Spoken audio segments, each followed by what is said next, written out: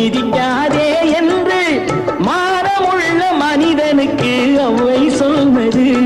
அது அவ்வை சொன்னது, அதில் அர்த்தம் உள்ளது. பரமசிவன் கழுத்தில் இருந்து பாம்பு கேட்டது, கருடா சௌக்கியமா? யாரும் இருக்கும் இடத்தில் இருந்து கொண்டா